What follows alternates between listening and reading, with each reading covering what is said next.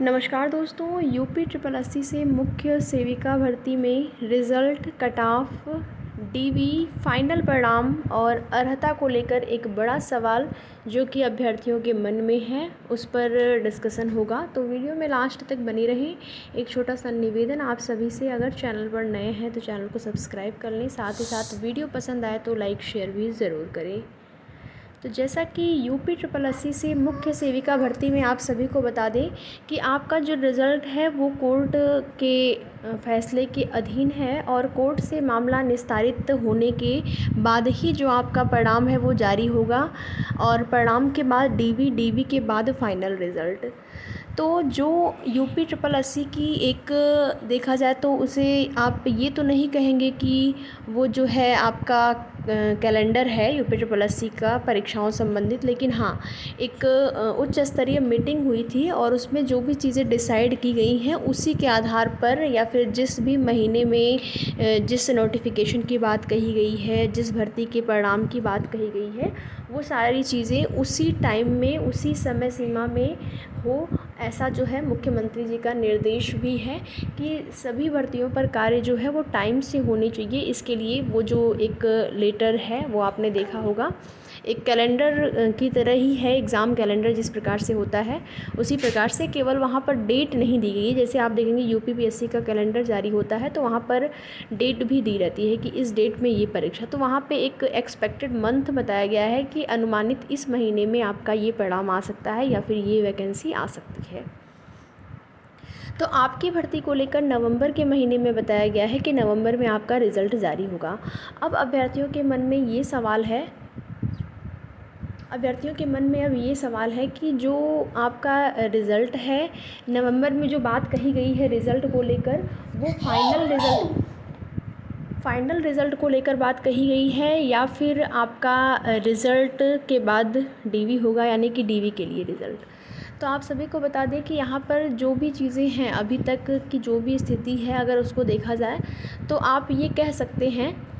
वो आपका final result होगा, क्योंकि डेट जो है, देखिए अब आपकी जो सुनवाई की डेट है वो संभवतः उम्मीद है कि जुलाई में आपको सुनवाई देखने को मिलेगी। और जब सुनवाई आपकी होगी तो अब पूरी ये भी संभावना है, पूरी उम्मीद है, क्योंकि मुख्यमंत्री जी ने यहाँ पर निर्देश भी दे दिया है अधिकारियों को कि जो भी पेंडिंग पड़ी हुई भर्तियाँ हैं जल्द से जल्द उनको कंप्लीट किया जाए। तो उसमें आप लोगों का जो यहाँ पर मुख्यमंत्री जी ने निर्देश दिया है, तो पूरी कोशिश होगी आपके आयोग की भी जवाब लगाने की, विभाग की भी जिम्मेदारी है, वो लोग जवाब लगाएंगे कि एक दो सुनवाई में आपका मैटर जो है वो फाइनल हो जाए और फाइनल होने के बाद आपका परिणाम डीवी, फिर फाइनल परिणाम नवंबर में जारी हो जाए। वो जो नवंबर की तिथि बताई गई है वो अगर देखा जाए तो वहाँ पर ये नहीं कहा गया है कि नवंबर में आपका कौन सा परिणाम जारी होगा, फाइनल परिणाम केवल परिणाम दिया गया है, तो वो आपका फाइनल परिणाम ही होगा। ठीक है, तो प्रयास अपने स्तर से आपको जारी रखना है जब तक कि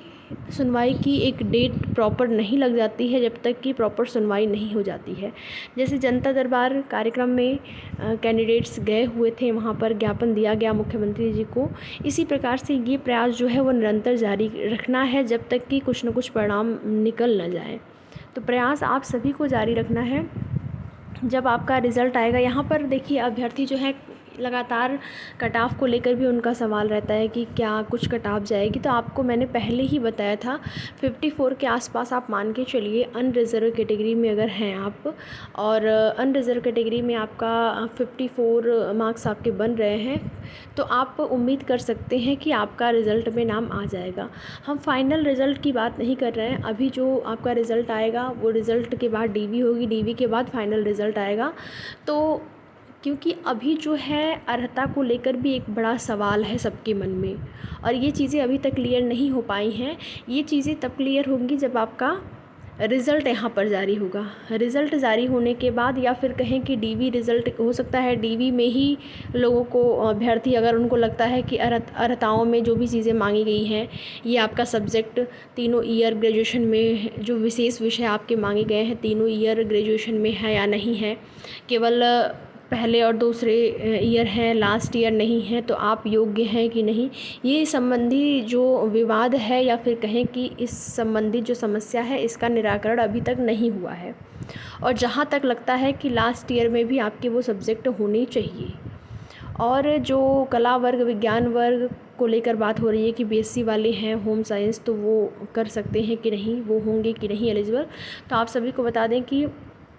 जो कला वर्ग की बात आपके नोटिफिकेशन में दी गई है उसके आधार पर देखा जाए तो केवल बीए ही मान्य होगा। अगर केवल उसको ध्यान दिया जाए, उस एक शब्द को या उस एक वाक्य को कि कला वर्ग, ठीक है। तो ये चीज़ें भी अभी तक स्पष्ट नहीं हैं। और आप सभी को बता दें कि जो अर्हता संबंधित समस्याएं हैं उससे बहुत सारे अभ्यर्थी जो है इस भर्ती में बाहर होंगे। तो बहुत सारे अभ्यर्थी बाहर होंगे और बाकी जो एलिजिबल पाए जाते हैं, अर्हताओं को फुलफ़िल करते हैं, उनकी कटाव बहुत ज़्यादा हाई नहीं जाएगी। तो कटाव को लेकर नहीं परेशान होना है। अभी आपको प्रयास करना है अपने स्तर से कि जल्द से जल्द भर्ती जो है, भर्ती में प्रक्रिया आगे बढ़े, डेट लगकर फाइनल सुनवाई हो। बाकी आगे की जो भी जैसी भी जानकारी होगी आप सभी को उसकी सूचना समय समय पर इस चैनल के माध्यम से दी जाएगी। तो वीडियो में लास्ट तक बने रहने के लिए आप सभी का बहुत बहुत धन्यवाद।